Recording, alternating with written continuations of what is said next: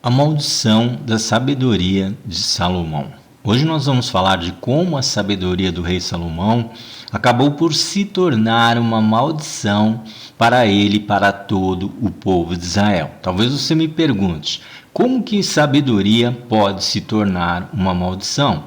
Para tentar descobrir, teremos que dar uma boa olhada na trajetória do rei mais sábio, poderoso e rico que já andou por essa terra. Após ser ungido como rei, Salomão estava oferecendo sacrifícios em gratidão e adoração a Deus. E naquela mesma noite o Senhor apareceu a Salomão e, como naquelas histórias de gênios, ele diz ao jovem rei que ele poderia fazer um pedido, qualquer que fosse, que o mesmo seria atendido. E o jovem rei sabia que podia sucumbir ou desvanecer diante do grande desafio que tinha pela frente. Então ele faz um pedido que agrada profundamente o coração de Deus. Está lá em 2 Crônicas, no verso 7, diz assim: Nessa noite, Deus apareceu a Salomão e disse-lhe: Pede-me o que quiseres e dar-te-ei. Salomão então fala a Deus sobre como o Senhor tinha abençoado seu pai Davi, como tinha colocado o reino nas mãos dele e que agora esse reino tinha passado para as mãos de Salomão. E Salomão diz no verso 10: Dá-me agora sabedoria e conhecimento para conduzi-lo com competência, pois quem seria capaz de governar uma tão grande nação como essa? O Senhor fica feliz com o pedido de Salomão, porque Salomão poderia ter pedido riquezas, a morte dos seus inimigos, um reino próspero e longo, mas ao invés disso ele pediu sabedoria e conhecimento. Então o Senhor respondeu e no verso 12 ele diz: Concedo-te o que me pediste, sabedoria e conhecimento, e ainda te darei tantas riquezas, prosperidade e honras como nenhum outro rei antes ou depois de ti. Não haverá depois de ti outro semelhante em toda a terra. Então, a partir desse dia, Salomão começa a demonstrar imensa sabedoria na condução do seu reino, seja resolvendo problemas próximos ou tendo que lidar com as nações em redor. Ele começa a trazer prosperidade e respeito ao reino e se torna um homem famoso e admirado por toda a terra. A sabedoria e a capacitação de Salomão começam a se espalhar por todos os lugares conhecidos da época, atraindo a curiosidade de pessoas que vinham de longe para conhecer de perto toda a sua inteligência e sabedoria. Porém, quando adiantamos um pouco a história e vamos para o final da vida deste sábio rei, é possível perceber que Salomão corrompe o seu caminho, se afasta de Deus e ainda começa a oprimir o seu povo com uma pesada carga de impostos que ele usava para manter toda a pompa que ele tinha em seu reino. O filho de Salomão, além de ser responsável pela divisão do reino, ainda se juntaria a uma série de reis que acrescentariam à sua biografia a frase: e fez o que era mal aos olhos do Senhor. Salomão parece ter perdido a fé e a comunhão com Deus de seu pai, o rei Davi, e começa a seguir os mesmos caminhos dos reis ímpios de outras nações que não conheciam ao Deus de Israel. A pergunta que fica é: em que parte do caminho Salomão se perdeu? Quando foi que o rei chegou em um ponto que nem sua grande sabedoria poderia ajudá-lo ou conseguiu ajudá-lo? E se eu te disser que foi justamente a sabedoria de Salomão que fez com que ele se perdesse em meio ao caminho? Será que poderíamos dizer que aquilo que era para ser uma bênção acabou por se tornar uma maldição na vida do grande rei? Vamos descobrir como foi que a sabedoria de Salomão acabou se tornando uma pedra de tropeço na sua própria vida e na vida de toda a nação de Israel. Certamente existem muitas questões que poderiam ser exploradas, mas vou focar naquela que, no meu entender, foi a questão principal e que culminou na derrocada moral e espiritual do grande rei. O próprio escritor do livro de Reis e Crônicas nos dá a primeira pista de onde começam os erros que culminariam na derrocada de Salomão. Salomão amou muitas mulheres estrangeiras. Além da filha do rei do Egito, o faraó, ele casou-se com mulheres hetéias e com mulheres dos países de Moabe, Amon, Edom e Sidom. Casou com elas, mesmo sabendo que o Senhor Deus havia ordenado aos israelitas que não casassem com mulheres estrangeiras, porque elas fariam com que os corações deles se voltassem para outros deuses. Salomão casou com 700 princesas e também teve 300 concubinas. Elas fizeram com que ele se afastasse de Deus. E quando ele já estava velho, fizeram com que o seu coração se voltasse para deuses estrangeiros. Ele não foi fiel ao Senhor seu Deus, como Davi, o seu pai, havia sido. Salomão adorou Astarote, a deusa de Sidom, e Moloque, o nojento, o abominável deus de Amon. Ele pecou contra o Senhor e não foi fiel a ele, como Davi, o seu pai, havia sido. Na montanha que ficava a leste de Jerusalém, ele construiu um lugar para a adoração de Quemos, o nojento deus de Moabe, e um lugar para a adoração de Moloque, o nojento abominável deus de Amon. Também construiu lugares de adoração onde todas as mulheres estrangeiras queimavam incenso e ofereciam sacrifícios aos seus próprios deuses.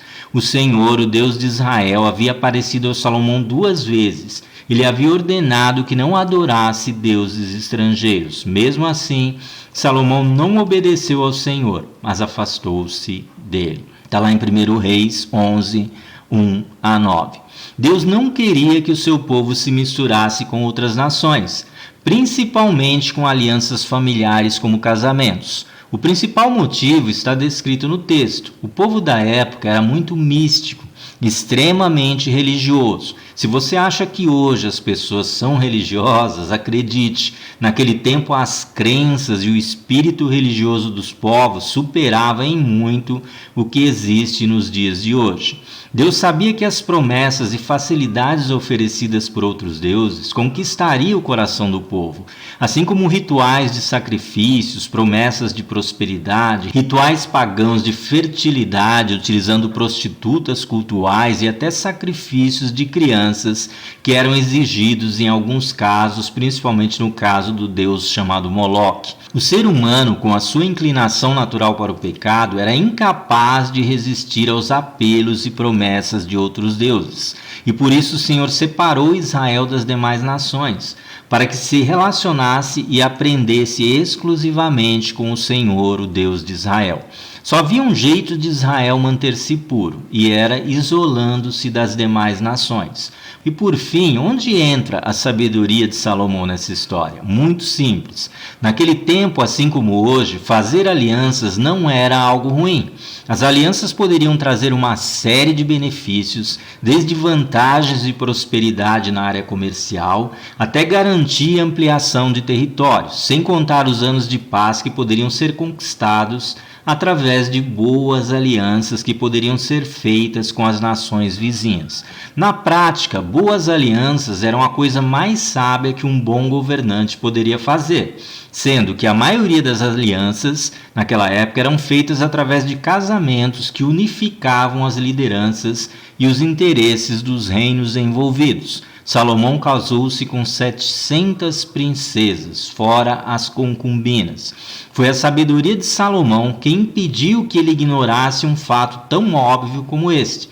Talvez achando que por ser um homem extremamente sábio, não seria seduzido pelos deuses e pela cultura dos outros povos. Ou talvez sua sabedoria o deixava tão confiante que ele nem tenha se preocupado com isso. Durante a peregrinação no deserto e a conquista da terra prometida, Deus muitas vezes usou Israel como sua espada para eliminar da terra nações ímpias e se livrar da contaminação daqueles povos. Porém agora, Salomão aos poucos vai se tornando um rei extremamente político, que através de alianças vai unificando Israel com todas as nações com quem ele tinha contato, transformando o seu reino em um grande império enaltecido e admirado por todos. Salomão certamente aprendeu como tratar as pessoas, como evitar conflitos, como ser favorecido nas negociações, como impressionar os reis que vinham visitá-lo e muito mais. Porém, como tudo na vida, quando se trata de negociações e política, em muitos momentos você tem que ceder para, no fim, conquistar seus objetivos. O rei, com toda certeza, começou a fazer pequenas concessões de forma sábia, mas aos poucos foi entristecendo o coração de Deus, fazendo cada vez maiores concessões, até se afastar completamente do Senhor. Todo talento e sabedoria que Deus nos dá vem em forma de sementes e deve ser desenvolvido através da prática guiada pelo relacionamento com o próprio Deus. A sabedoria de Salomão estava principalmente relacionada às coisas deste mundo. É claro que ele tinha sabedoria espiritual, porém ela não foi suficiente para livrá-lo das armadilhas das potestades que governavam sobre as outras nações da terra. Aos poucos, Salomão vai se tornando vítima das próprias estratégias. Começa a se acostumar e se afeiçoar à cultura de outros povos. Aos poucos vai se distanciando das leis de Deus e começa não só a conhecer, mas também fazer parte dos rituais místicos de outros povos. Salomão começa a experimentar algo que depois seria chamado de sincretismo religioso, um tipo de mistura religiosa. Salomão ignora que o Deus de Israel é único e jamais aceitaria qualquer tipo de mistura religiosa ou cultural, mesmo que isso resultasse em anos de paz e prosperidade na economia ou favorecesse os interesses da nação. Embora Salomão tenha recebido as sementes da sabedoria, ele teria que se desenvolver debaixo da direção de Deus, desenvolvendo um relacionamento com o Eterno, como Moisés e Davi, entre outros. Deus poderia trazer tudo o que lhe prometeu sem que Salomão precisasse corromper o seu coração. Porém, a escolha de servir a Deus ou não teria que vir do próprio rei. Resumindo, assim como Eva no Jardim do Éden, Salomão teria que escolher entre a árvore da ciência, do conhecimento do bem e do mal, ou a árvore da vida. As sementes que Deus plantou no coração do jovem rei poderiam conduzi-lo nas duas direções, dependendo das escolhas feitas por ele. Salomão escolheu a sabedoria da árvore do conhecimento do bem e do mal, ao invés de escolher a sabedoria da árvore da vida. Deus repreendeu Salomão, porém não prejudicou seu reinado por amor a Davi, mas levantou inimigos que se tornariam uma pedra no seu caminho. No entanto, o Senhor deixou claro que as consequências dos pecados de Salomão recairiam sobre o reinado de seu filho, o que de fato aconteceu. Mas essa já é uma outra história que contaremos em uma ocasião oportuna. O que precisamos saber é que todos os talentos e dons que o Senhor nos dá vêm na forma de sementes e precisam ser desenvolvidos debaixo da direção do próprio Deus. Por causa da nossa natureza e inclinação para o pecado, não temos capacidade para trilhar o caminho certo sozinhos. Precisamos ser guiados e conduzidos pela boa mão do Senhor.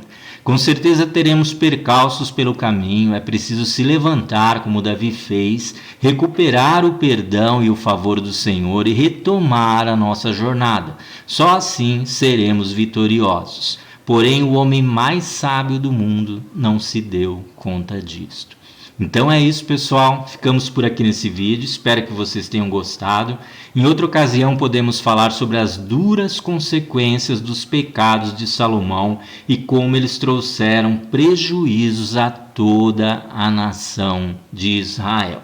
Se você gostou do vídeo, deixa aí o seu like, se inscreva no canal, compartilhe com seus amigos e, se o Senhor permitir, até um próximo vídeo.